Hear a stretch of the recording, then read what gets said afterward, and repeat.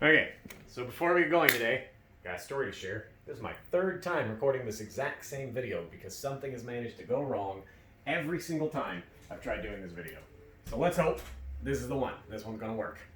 Okay, so last time we started with a leg warm-up and we did a leg cool-down, right? So today we'll start with an arm warm-up and finish with an arm cool-down. Now there's a lot of different ways you can do this, but I'm gonna use the one I like. So arm rotations are a good way to warm up without exhausting the muscles, right? That's the point of a warm-up. You want to get the muscles going, but you don't want to gas them. So what I like, you'll see various ways people like their hands up or hands down, things like that. My favorite is we use what's called the golfer's grip. So you're going to take your hand and you're going to curl the four fingers, but not into a fist, and the thumb is out. This is golfer's grip, golfer's grip. So we're going to take our golfer's grip, we're going to point our thumbs forward, and we're going to go forward. We want to do this about 10 times, right? You get that shoulder and arm warmed up. Joints are just not very well made on humans, so warm up is a good thing, especially for your knees, for your ankles, for your shoulders, elbows, wrists, right? Okay, now we're gonna go the other way. Palm up, thumb back, and we reverse it. Go the other way. Again, this gets the shoulder real good. And if you want, you can always add other rotations, things like that, to warm up any place that you know on yourself needs to be warmed up. Do you have a knee that gives you trouble, a shoulder, an elbow, whatever? Always warm that up before you get going. Okay, next, keeping our golfer's grip, touch your temple and bring your elbows together and then back out. Together and back out. And this gets the shoulder back going. And you end up using a lot of these muscles, especially in your back. You don't think about it, but that extension, that's a lot of your back going on too, right? So you want to make sure you warm up that a little bit as well. And we're only going to do this a couple times. Get the blood flowing. Feel that warmth happening inside of our shoulders, on our back. Okay, now shakers, just a general shaker, is also always a good one. It starts to get that blood flowing all over, and you can shake out parts of your body. If you know that you need to do wrist rotations because you have a problem with your wrists, elbow rotations because you have a problem with your elbow, these are other excellent ways to warm up a part of you that you know needs it. But those are just some easy ones to start out with. Now let's get to our sword stuff. As always, we'll begin with a little bit of review, going over the same stuff we did last time to make sure we keep up and grow from where we're at instead of just throwing a bunch of new stuff all the time. So, getting in our good on guard, we're going to go through our, feel that in my knee a little bit. We're going to go through our bread and butter parries one more time. From our on guard, we take our first parry, we'll go parry 6. So stepping back as you parry, 6. Parry 4, and I'm out of room, so I'm going to advance. Parry 5, parry 7, right? And remember, ways to help deal with aggressive opponents.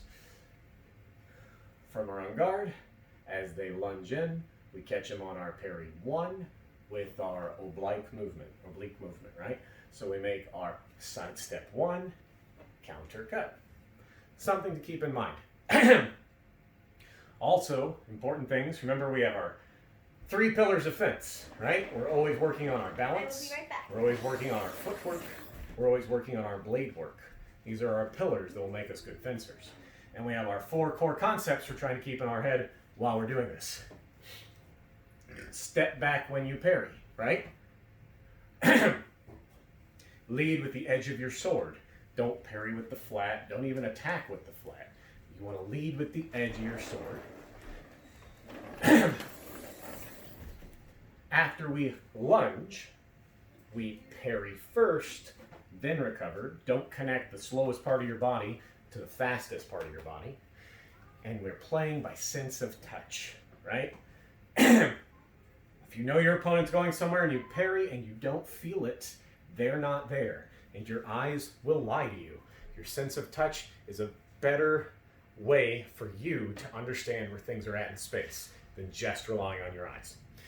So on that note, that segues perfectly into working on a disengage. So a disengage, and again, we don't learn moves, right? You learn concepts. I'm going to show you this like a move, but it's not going to work that way most of the time. If you get lucky, you'll definitely be able to pull it off. I know I have. But don't get caught thinking I can only use this in this one specific circumstance as done through the form. That's not true. Anytime you find yourself in a situation where this concept matches your opponent's whatever, that's when it applies. Okay. Now, there's a lot of different ways people like to grip their sword, and this is going to affect your ability to do a good disengage. And I'm going to show you the way I grip it, and I'm going to show you why, or at least I'm going to tell you my thought process behind it, okay? If you have another way, and it works for you, I'm not telling you have to change, but I am telling you want to have this core concept, this idea behind it when you do. So when I hold my sword, grip, ricasso, this not sharp part that's inside the guard, I'm going to put my 2 fingers around the guard and be in front of the ricasso. Now I've got my quillion, right, my cross guard. It's going to rest in the webbing of my hand, and my thumb is going to go around to the other side of the ricasso. Common mistake, you'll see people do this. I don't recommend this because it causes some parries to be weakened and some grips to not work the way you think they should. This one gives you more control all the time. This out. I like to hold my sword. Some people are like on 1 finger. This works better for them. Some people have like their thumb more forward. Some people have their thumb more back. You got to find what's comfortable for your hand. We're not all genetically the same, right? But this one works for me. And remember, if my thumb's on the back of this blade, I'm not fighting with a lightsaber, right? I have to hit you with the edge of my sword. If my thumb's down the back of the blade, where's my edge? The same place, same place my thumb is, always. All I have to do is aim with my thumb, and I'm aiming with the edge. All right. Other important note about this grip. Most of my grip is going to be loose. Down here, these fingers tend to be loose. These 2 fingers are a little more tight, especially my index finger and my thumb. This allows me to move the tip of my sword with very little movement in my arm. My arm doesn't move very much, even though my tip is making a pretty good amount of movement. I can do that because the pinch generated by my forefinger and my thumb allow me to control just the tip of my sword, which is what I want for this move, right? If I need to get the rest of my sword engaged, I flex my pinky and ring finger, and boom, I can bring the entire blade into play. If I just want to move the tip, just my thumb and forefinger. Advice to help you get around this. So I got my handy-dandy sword set up here. This is not ideal, but it's what we got, right? If it were ideal, I'd have a partner, you'd have a partner, I'd be there with you. This isn't what we have, so I have to set up what I can. Now again, disengage is when I do this small circle to get on the other side of my opponent's blade. I have blade set up. I'll show you what it looks like in context. Common mistake. We need a small circle. This is not a big motion to get around a thin blade. Blades are not very, thick, as it were. They are relatively thin. We want to disengage around a thin blade. So common mistake is you'll see people do this exaggerated movement. It's way too big. You don't need to do that. And your opponent will see it coming. It mitigates the effectiveness of this. Other one, you'll see them use their arm. See how my whole arm is getting this? Even when I do it small, it's my whole arm, right? Watch my arm. How easy is it to see my arm moving? How easy is it to see just my tip moving? I've made much less telegraph when I'm using just the tip, right? Okay, so I'm going to engage now. Here I've got it set up like I'm fighting another right-handed fighter, right? So if you're right-handed and I'm right-handed, our blades should be somewhere like this, right? Now I'm going to use a mimicked high guard to show you guys what it looks like, and I'll show you can use this in other guards as well. But if we're both in this high guard, and I got to get a little low to match my setup here, but that's fine. We want to be about tip to tip. You can be a little closer. You don't want to get too close, though. You'll start to mess this up. And you don't want to be too far away, because by the time you finish this, they'll have enough time to react. So for practice purposes, get about that far from your opponent, so you're about tip to tip with whatever you're working with. and we're going to do a slight disengage, boom, to the other side of the blade. Boom, to the other side, to the other side. Now you want to be able to transition between both sides without laser focusing on what you're doing, right? And again, be careful, common mistake. You add too much, too much, too much. I'm getting around their blade, yeah, but there's so much extra motion there. My opponent has so much extra to see and react with. Want to make sure it's a small motion. Boom, just on the other side, boom, just on the other side, boom, just on the other side. See how I'm adding footwork to it? You can do this too. It brings more of the drill.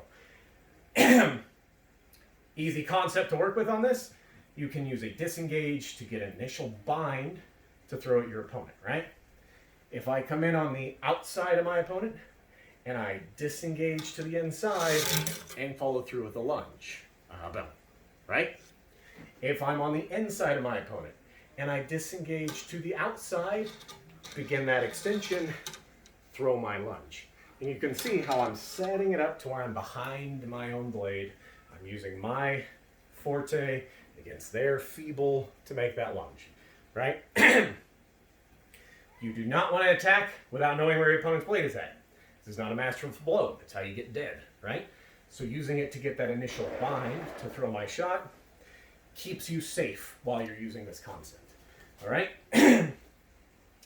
Now, what if you don't have a handy-dandy setup like mine, but you still want to practice this? There's a couple things here. I've known people to do this on like a doorknob to help build up the wrist muscle, and though that's good, and I'm not discouraging anyone who does that, I like using something a little closer to a sword so you can get the exact shape of how much of a disengage you want, right? So I have my handy-dandy tool here to help you practice.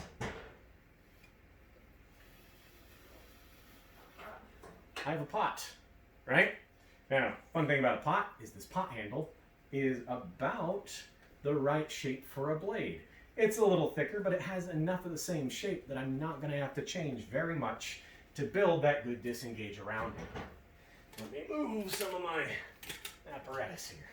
So if I'm fighting my pot, right, I can disengage under my pot, making just enough motion to get to the other side of my pot. I want to start adding that lunge in, I can do that too. I disengage around, make that lunge. Disengage around, yeah, make that lunge, right? I'm able to maintain my same concept while I'm doing it. So these are devices you can use in your house, hopefully, to help you build the right amount of disengage. Because again, that's kind of the trick to this. Often when we're practicing, you'll see, bam, and they have that big arm wide disengage comes in. Everyone sees that. Gives your opponent time to react. If you can build that good solid, just a little, now you've changed the game. So one of the things I appreciate about doing this in a low guard, right, is from my low guard, I can come up to my lunge, and as I do, disengage around. I can come up and disengage around. This is where you can start applying this in a low guard style technique. Okay. The application doesn't change, just the timing. Timing will start to change. And you got to get a better idea of your distance, everything like that. So let's do a couple more together. Now I'll show you some cool down stretches for your arms. And finally, we'll have this video done. Cross my fingers. Okay. I'm going to use my pot because it's closer to my height. That one's a little low for me. So, getting to our pot, coming up, disengage. To our pot, coming up, disengage. Disengage. Now from a high guard, disengage. Oop, hit the pot a little bit. Disengage. Disengage. Disengage without a movement. Disengage. Disengage. Just disengage, move. Disengage, move. Easy. Easy peasy. Something you can practice. Something to add to your tool belt there to help you in other situations. Okay, easy lesson today because I've just been trying to get this one out. Let's just do a quick cool down for our arms and we'll do more next time. Cool down for our arms. Ready? We did our nice warm up. And here's another good warm up. You can do these huggers. This is a good warm up and cool down. You got two kinds of stretching. You've got static stretching, right, where you hold one position. And you've got ballistic stretching where you move and stretch. Ballistic stretching where it's a little better as a warm up. Static stretching where it's a little better as a cool down, in my opinion. So do the ones that are right for you. If you've been stretching, like the static stretching for years or whatever, and it works for you, don't change. I'm just telling you what new research is coming up with and what works for me. Okay, so a couple easy stretches with the arm. Left arm comes across, right arm comes under. Now, classically, you used to like bring it up under your chin. No, relax. Let it come down and pull across. Got it? Anyway, again, you want to hold all your stretches about 8 to 15 seconds. You can hold them longer, but if you're holding them less than that, you're not really getting much of the stretch out of them, so you want to make sure you go about that far. Now, another important aspect of our arm, over the back of our head, grabbing my elbow and pulling it. Now, for me, I'm a little flexible here, so I like to get that side lean. Give me a little bonus. I can feel that down my side there, right?